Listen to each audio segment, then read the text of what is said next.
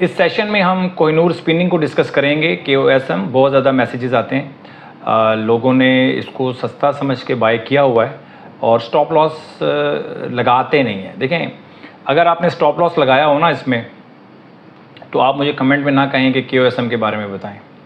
आप रिव्यू उसी स्टॉक का मांग रहे होते हैं जिसमें आप फंसे होते हैं, ठीक है। ये मैंने एक बात नोट की है कि आप परचेजिंग कर लेते हैं किसी भी स्टॉक को या किसी भी चीज़ को, और घर आकर उसके इंटरनेट के ऊपर रिव्यूज़ पढ़ रहे होते हैं ये चीज़ कैसी है।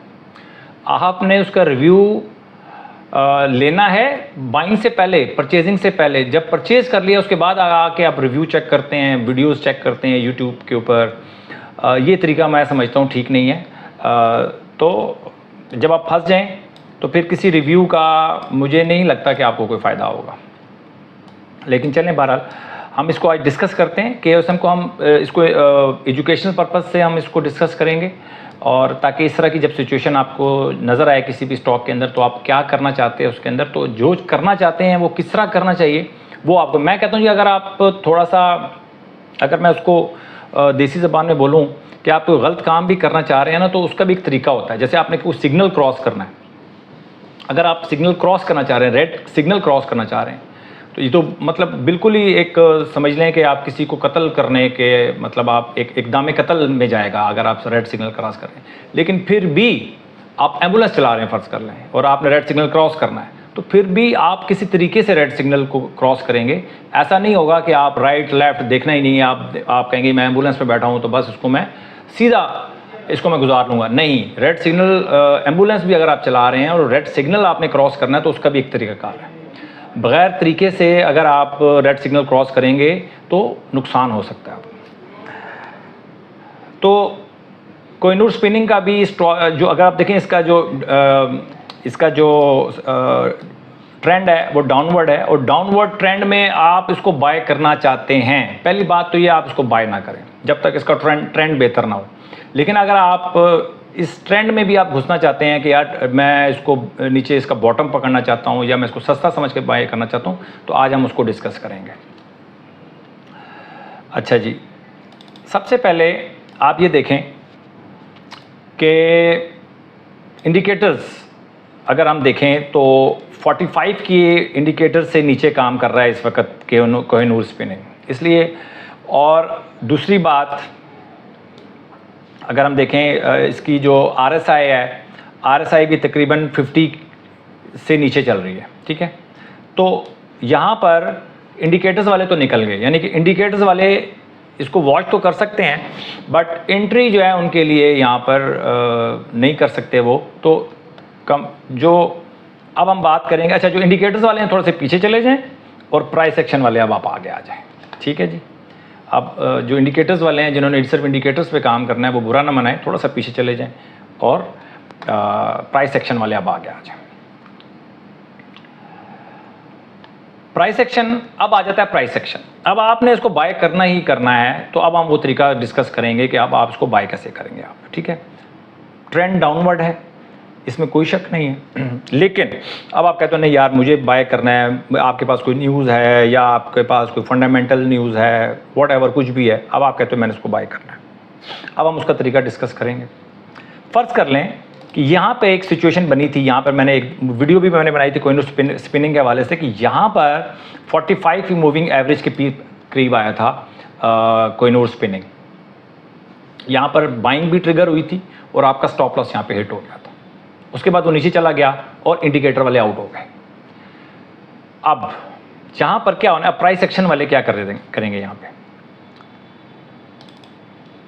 देखें प्राइस एक्शन वाले क्या। अब इसके बाद आप ये देखें, यहाँ पर ये कंसोलिडेशन में चला गया, ये चीज़ देखें, यहाँ पर ये कंसोलिडेशन में चला गया सीधा, फिर थोड़ा सा नीचे आया, फिर कंसोलिडेशन में चला गया, फिर थोड़ा सा ऊपर गया, उसके बाद फिर आप थोड़ा सा नीचे की तरफ चला गया, यानी कि आप समझ लें कंसोलिडेशन में चला गया। इसके बाद यानी कि ये जो डायरेक्शन थी, जो डाउनवर्ड ट्रेंड था, उसके बाद आप समझ लें कि इसको मैं कंसोलिडेशन गिन रहा हूँ कि यार ये कंसोलिडेशन में है।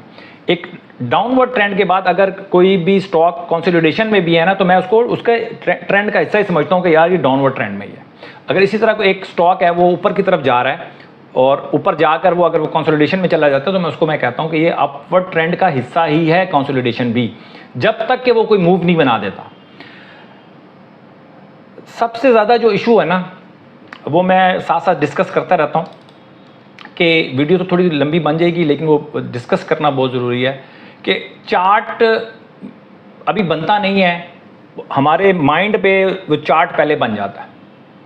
हमने इस चीज़ को रेजिस्ट करना है कि हमारा माइंड जो चार्ट बनाता है ना, उसको ना बनाने दें। आप अपने माइंड में चार्ट ना बनाएं, चार्ट को बनने दें। कोई भी पैटर्न है उसको बनने दें। पैटर्न आपके जहन में होता है कि यार यहाँ से मुड़ जाएगा, यहाँ से हो जाएगा, यहाँ से आएगा, फिर ऊपर चला जाएगा, ये होगा, वो होगा, बहुत बढ़ गया, यहाँ से गिरेगा। कोई भी नहीं जानता, ये मैं बार बार आपको कह चुका हूँ कि मार्केट के बारे में कोई नहीं जानता कि यहाँ से अगली मूव क्या बनेगी। हाँ, जो मूव बनेगी हमने उसको फॉलो करना है। टेक्निकल एनालिसिस, सिंपल सी जो इसकी डेफिनेशन है वो यही है कि जो पैटर्न बनता है उस पैटर्न को हम रिस्पेक्ट देते हैं, क्योंकि वो पैटर्न पीछे से कई सालों से जो है वो पैटर्न जब बनता है तो ज़्यादातर क्या होता है वो हम इसके अंदर सिखाने की कोशिश करते हैं कि ये पैटर्न जब बनता है तो ये होता है।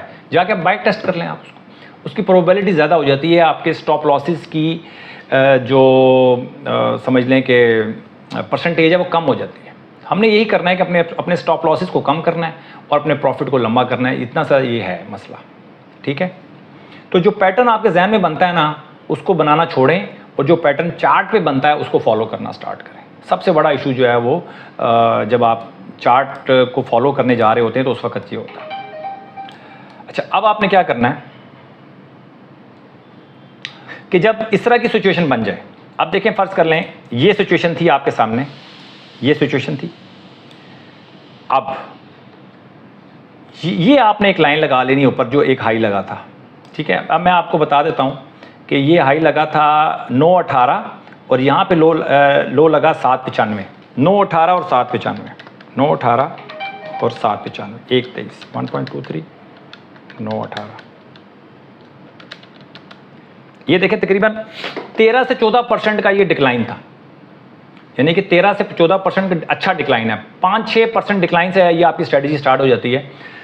13 से 14% आपका डिक्लाइन आया, आपने ऊपर लाइन लगा दी और आपने कहा भाई ये 9 रुपये 18 पैसे क्रॉस करेगा तो मैं बाय करूंगा, इससे पहले बाय नहीं करूंगा। और अगर यहाँ से अगर ये मुड़ जाता, ये ऊपर गया नहीं, अगर ये यहाँ पे ऊपर चला जाता तो यहाँ पर आपकी एक बाइंग हो जाती 9 रुपये 18 पैसे से ऊपर। बट वो 9 रुपये 18 पैसे से नीचे ऊपर नहीं गया। अगर जाता तो आपका स्टॉप लॉस, और उसके बाद जाता और नीचे चला जाता तो आपका स्टॉप लॉस हिट हो जाता, इसमें कोई इशू नहीं था। बट वो नहीं गया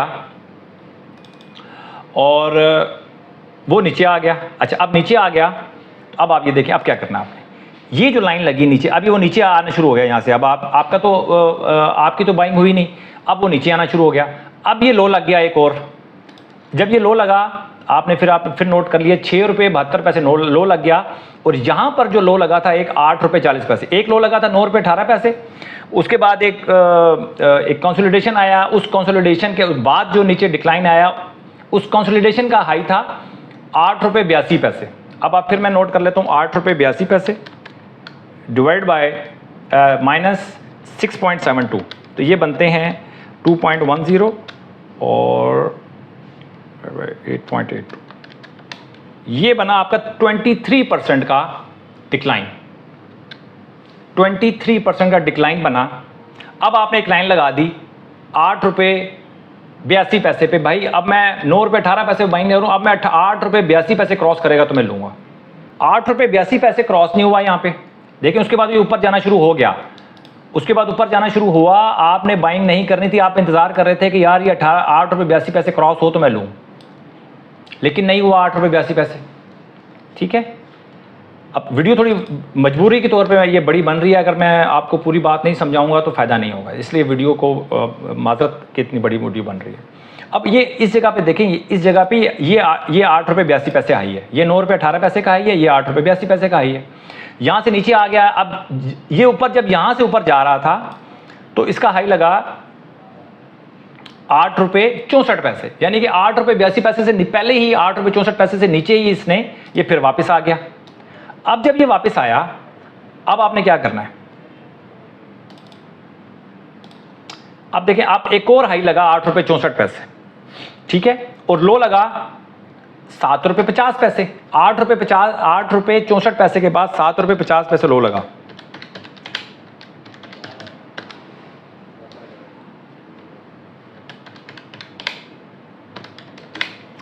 13% का डिक्लाइन, 13% का डिक्लाइन आया। इसका मतलब है कि आपकी यहाँ पर 8 रुपये 64 पे प्राइस आपका जो है, ये आपने अब दोबारा एक और नोट कर लेना है कि 8 रुपये 64 क्रॉस करेगा तो मैं लूँगा। अब यहाँ से फर्ज कर लीजिए इसका ऊपर का सफ़र स्टार्ट हुआ है और अभी का जो भाव चल रहा है वो है 7.99, 8 रुपये चल रहा है। और जो लास्ट हमारी जो मूव थी 8 रुपये 64। अब 8 रुपये 64 क्रॉस करेगा तब आप इसको बाय करेंगे। ये है जी प्राइस एक्शन का तरीकाकार कि कैसे आप बच भी, मतलब अगर इसने 4 रुपये होना है, 3 रुपये होना है, 5 रुपये होना है, नो बडी नोज कि इसके बाद क्या होगा। ये कोई डेफिनेट बात नहीं है कि यार ये 8 रुपये है बहुत सस्ता है। देखें यहाँ पे प्राइस है 12 रुपये 73। अगर आप उसको कंपैरिजन करें तो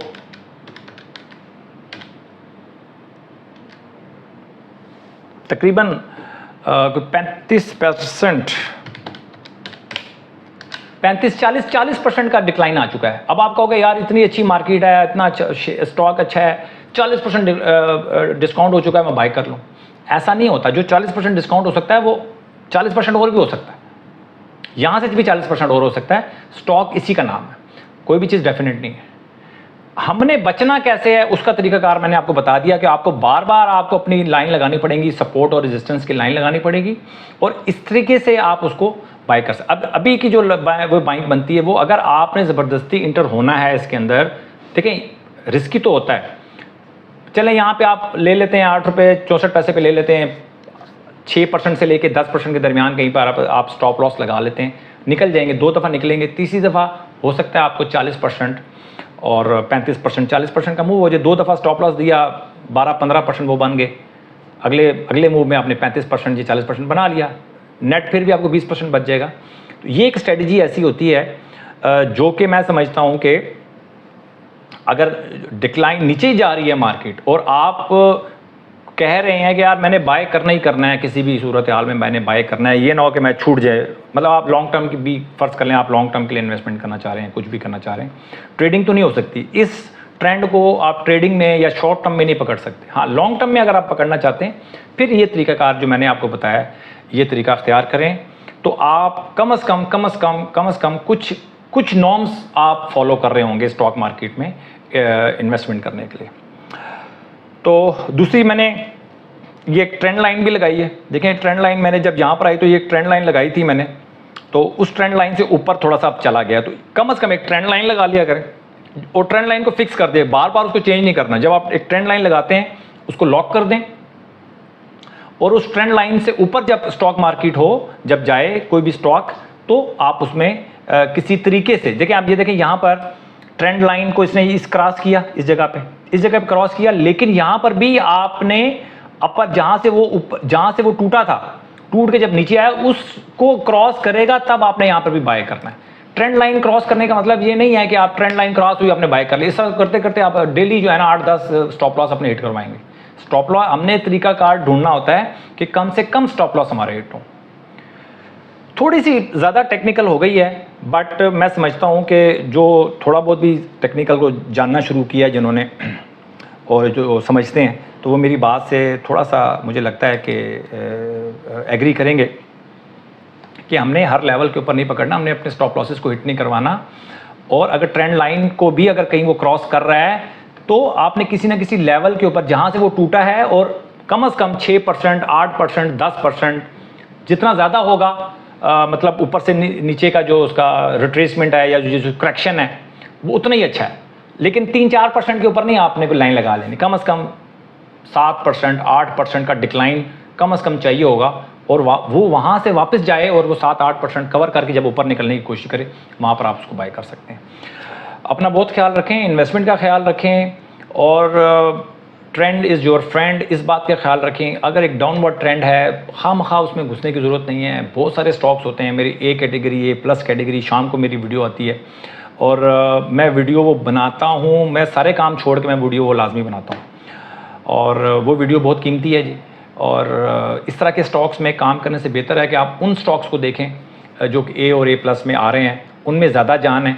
इनमें आपको बहुत इंतज़ार करना पड़ सकता है। ठीक है, लॉन्ग टर्म के लिए इन्वेस्टमेंट करना चाहते हैं तो वो आप कर सकते हैं, बट इसके तो फंडामेंटल्स भी इतने अच्छे नहीं होंगे।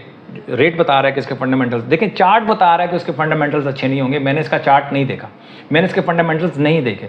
अब जाके देखें, मुझे नहीं पता इसके फंडामेंटल्स क्या हैं। और कमेंट भी आप लाजमी किया करें, मेरी किसी बात से इख्तलाफ करते हैं वो भी कर दिया करें, लेकिन थोड़ा सा तमीज़ के दायरे में रह के अगर आप कमेंट करेंगे ना तो लोगों के लिए सीखने का मौका। अगर आप गलत लैंग्वेज यूज़ करके अच्छी बात भी कर रहे होंगे ना तो लोगों को समझ में नहीं आएगी, ना मुझे समझ में आएगी ना लोगों को समझ में आएगी। तो अगर आप कोई क्रिटिसाइज़ भी कर रहे हैं, अच्छे लैंग्वेज में करेंगे, अच्छे अंदाज से करेंगे तो मेरे लिए भी बहुत बेनिफिशियल होगा। जो लोग वो कमेंट पढ़ रहे हैं उनके लिए भी बहुत बेनिफिशियल होगा। और अपना बस आपने ख्याल रखना है, इन्वेस्टमेंट का आपने ख्याल रखना है। ये मैं बार बार बता रहा हूँ, जितनी मार्केट ऊपर जा रही है इसमें काम करना भी उतना ही ज़रूरी है और अपने स्टॉप लॉस को मेंटेन करके चलना भी बहुत ज़रूरी है। ये मैं हर वीडियो में बता रहा हूँ इसलिए कि पाकिस्तान में क्या पूरी दुनिया के अंदर 6 महीने की मार्केट 3 दिन में जो है ना स्टॉक मतलब जो इन्वेस्टर हैं वो लूज़ कर देते हैं। 6 महीने की कमाई को 2 से 3 दिन में लूज़ कर देते हैं। आपने उस लिस्ट में नहीं आना और आपने अपनी इन्वेस्टमेंट का ख्याल रखना है।